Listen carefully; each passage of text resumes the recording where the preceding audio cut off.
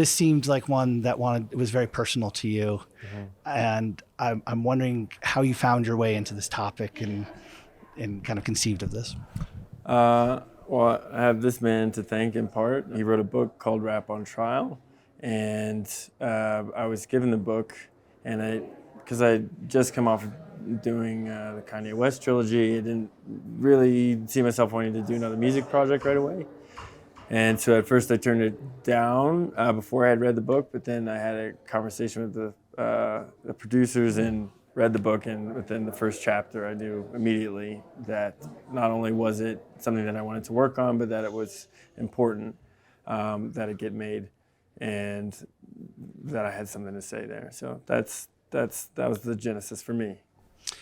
And the idea of a leading man, of a protagonist to kind of take us on this journey and connecting with Kemba and kind of seeing this exploration through his eyes. How did that come together? Well, for me, Kemba is like my living James Baldwin. So I that's praise. I can't wait for the world also to find out about that. I mean, he's obviously had a career in music and has been shouted out by everybody up to Kendrick Lamar. So it's not like he's unknown, but I think Kemba in this film for me was a way to tell the story from the artist's point of view, not from an academic or a political point of view, but from the perspective of somebody who is the most legitimate avatar through which we could tell the story. And then fortunately I called him up and he agreed and we set about making this film. Kevin, can you talk about the journey? Because it seems as if in the movie this is something that you're starting to focus on and it's having a chilling effect. Yeah. And there is an exploration almost on your part of looking at this topic. I wonder if you could talk a little bit about your journey on this. Absolutely. I was aware. I think a lot of artists are aware. But going along on the journey, it's just hearing the firsthand experiences of people who, like Mac Phipps, who lost 21 years of his life in jail, even after someone actually confessed to the crime, is like, that's chilling, just hearing everybody's different perspectives, learning from Killer Mike, like just how deep this all goes, how it's been happening since before hip hop, before rock and roll, before jazz, before blues, etc. It's just it was an incredible journey. Yeah. So before I saw this film, Erik, to me, this was a current news story, largely because of Young Thug and what's going on in Atlanta. And this felt like, and I had been reading articles about this moment right now. And I think, like Kemba, what I learned, and it seems to be a big part of your work, this is a natural continuation of things that have existed for a while. This is actually just the next chapter in a long history, right? That's right. I mean, the Young Thug case, obviously, the timing gave momentum to this project, raised awareness to the issue, but that was really not the goal of the project. The goal was not to sort of chase the headlines or find the most prominent artist or the newest case. It was really to show that, as you said, this is a new riff on a centuries-old dynamic, where for as long as there have been Black people on American soil, their creative expression, their expression has been surveilled, policed, punished. And so while this tactic of using rap lyrics as evidence in criminal cases is new, there's really nothing new about this overall dynamic in the United States. And JM, it feels like it was a really smart choice. The best way to unpack this is almost a road film. Like Kemba hits the road and like totally. and kind of learns the history, right? Right, absolutely. We knew like hip hop has so many different palettes. We associated with regions too, right? Of course. So it was immediately apparent that we needed to travel to those regions to hear the story from the perspectives of the different rappers in those regions. But then, in addition to that, we knew that a through line of the documentary was to follow drill music in its specific path, because you might argue that it's sort of the latest form of gangster rap, at least that's how it's seen probably in the court system. Mm-hmm. And those are the artists now who are who are perhaps most vulnerable. And so we were able to trace drill music from its origins in Chicago as it got shut down by the CPD and the political forces there, how it then traveled and cross-pollinated in London. And then we met with producers who were making music. They'd never even been to New York, and they were making hits that then traveled back to the Bronx and to Brooklyn. And that sound meant really fascinatingly many of the same things. The sound meant the same things to the rappers who were in Chicago, who were in London, who were in the Bronx. And we're able to see really one of the cyclical tragedies of the music, which is that if you walk outside your door in Chicago and you rap about what you see, which is in South Chicago, oftentimes a violent environment, but you learn that if you talk about that in a way that's engaging and entertaining and commercial, that you can buy your way out of that almost, but you never truly escape it because you have to perpetuate it. And one of the parts of the documentary was just helping people understand that the perpetuation of this type of storytelling is something that is deeply rooted in America's obsession with violence. Not just America's, but we go back to the times of Shakespeare in the late 1500s and show that, hey, this is something that humans have been interested in a long time, but it's being exploited in a way that rap artists are now enduring. The argument that Shakespeare was the equivalent, many centuries ago equivalent of a hip hop artist was like one of the most profound and interesting connections. We had that conversation over dinner before production even began on this, and that was, that's part of my background. I'm an English professor, so.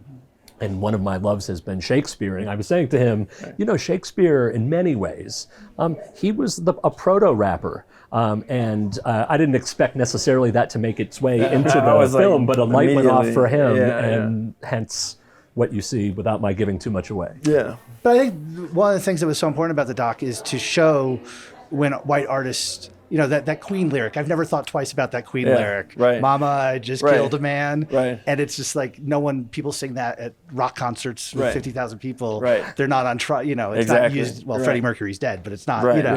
Well, and not just that you can sing it with a crowd of 50,000 people, but you can sing it with glee. Yeah. And that you can. It's exactly that, because what's happening singing that Queen lyric in a crowd is happening in every single car that drove down the street when Chief Keef was coming out with his biggest hits in the early aughts. Yep. And so what happens is that you have this enjoyment of the music. You have it's consuming. It's being consumed by people as entertainment, totally divorced from its original context.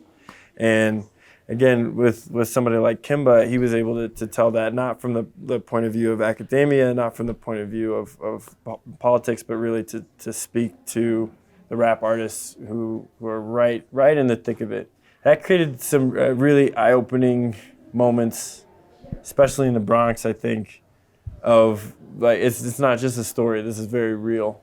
There are many stories that we could tell just in the making of the process of the documentary.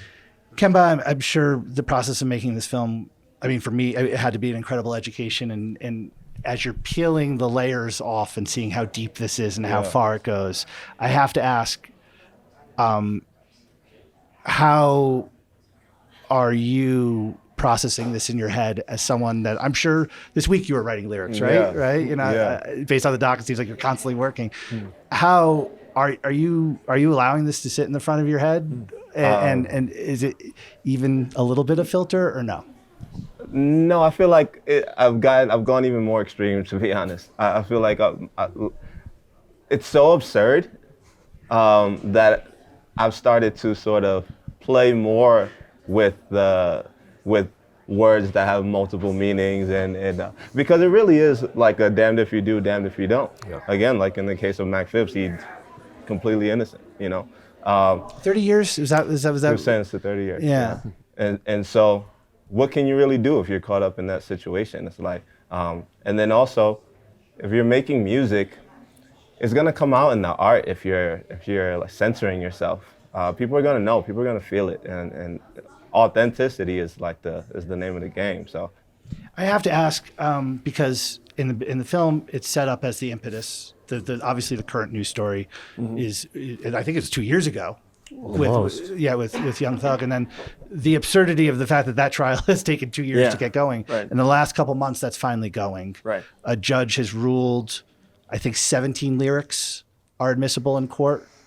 I have to ask, because it was the impetus for this movie, and obviously this is while you're editing, this is going on. I have to ask about that. Well, so I wouldn't call it the impetus for this movie, because we were working on it and had been trying to get it into production, and then it's set up in the beginning of the film though as being exactly. the news story. You're absolutely right. For us, the Young Thug trial on the headlines created the opportunity for the film to be made. Absolutely. Even at the time that we started filming, we knew that that the lyrics was a huge part of the case, building the evidence against him. But we also knew that this trial was going to go on for a long time. So there were outside pressures, absolutely, wanting us to make the film specifically about the Young Thug trial. But for me and for us on the filmmaking team, we knew that it was never going to be about the guilt or innocence of a single person. Really not about guilt or innocence, period. It's about whether prosecutors should be allowed to use this tool, which they have with impunity and with incredible efficacy. Yeah. Basically, you bring the lyrics into the trial and you win the case. And what's the percentage? There's like, I don't want to misquote the exact percentage, but it's like a silver bullet. Yeah. And so when we were dealing with the story of Young Thug, we had to be careful, one, of not to be seen as making a comment on what he did or didn't do, but we wanted to very vocally come against the procedure that is being used, not just against him, but against definitely hundreds, perhaps thousands and tens of thousands of rappers who cannot afford the private attorney and resources that Young Thug can. The problem was so much bigger than him that we knew that we had to spotlight it, because that's why people are listening right now. But then to really, as Kemba often says, to start to take back the veil so that you can see that so many other faces are behind it, and they'll never see it. And I was going to add that for people who have been paying attention to this issue for a longer period of time, the Young Thug case was something of a wake-up call, because as this film really, I think, illustrates, this is generally something that affects the up-and-coming artist, the one who doesn't have recognition, does not have the resources to hire the type of attorneys that Young Thug does. And I think it became alarming for many of us, because it spoke to how brazen prosecutors are getting, and the stakes just feel even higher in a situation like that one.